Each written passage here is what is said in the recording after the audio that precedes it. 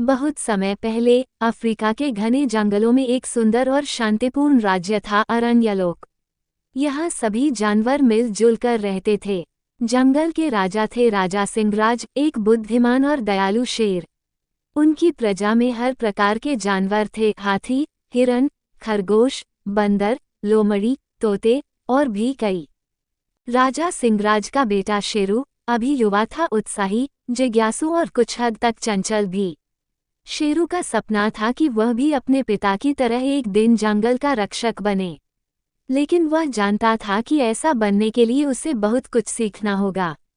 एक दिन शेरू और उसके दोस्त गोलू हाथी, चीकू लोमड़ी और मीना तोता जंगल के उत्तर दिशा में खेल रहे थे। तभी मीना ने दूर उड़ते हुए कुछ अजीब सा देखा। अरे वो देखो, मीना ने चिल्लाते हुए कहा, जंगल के पार धुआं उठ रहा है। गोलू ने अपनी लंबी सूंड से इशारा किया, लगता है किसी ने आग जलाई है। लेकिन वो हिस्सा तो निषिद्ध क्षेत्र में है ना। निषिद्ध क्षेत्र, ये वह जगह थी जहां जानवरों को जाने की अनुमति नहीं थी। कहते हैं वहां कोई प्राचीन रहस्य छुपा हुआ था। कुछ कहते वहां भूत रहते हैं, कुछ कहते खतरनाक शिकारी। शेरू की आंखों में चमक आ गई, हमें पता लगाना चाहिए कि वहां क्या हो रहा है। अगर जंगल को खतरा है तो हमें कुछ करना होगा। क्या तुम पागल हो गए हो? चीकू ने कहा, वहां जाना मना है। राजा सिंहराज ने खुद चेतावनी दी है। लेकिन शेरू अपनी जिज्ञासा को नहीं रोक सका।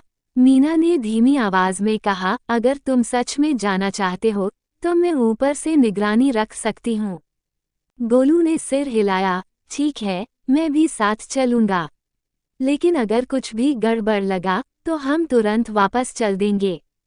चीकू ने गहरी सांस ली, ठीक है, मैं भी चलती हूँ, पर सिर्फ इसलिए ताकि तुम मूर्खता न कर बैठो। इस तरह एक नई साहसिक यात्रा की शुरुआत हुई। चारों दोस्त धीरे धीरे निषिद्ध क्षेत्र की ओर बढ़ने लगे। रास्ता घना था और वहां की हवा में एक अलग सी सनसनी थी, मानो पेड़ पौधे भी फुसफुसा रहे हों, मत जाओ।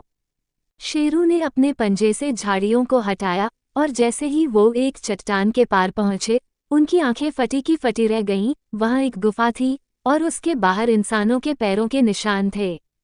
इंसान? मीना ने हैरानी से पूछा, इतनी दूर जंगल में?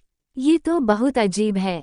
शेरू ने जमीन को सूंघते हुए कहा, यहाँ किसी ने हाल ही में आग जलाई है। शायद इंसान ही। गोलू ने धीरे से कहा, क्या हो अगर वो शिकारी हो? चीकू ने चिल्लाकर कहा, हमें वापस चलना चाहिए, ये बहुत खतरनाक हो सकता है। लेकिन तभी गुफा के अंदर से एक धीमी सी आवाज आई, मानो कोई मदद मांग रहा हो। कोई है वहां अंदर?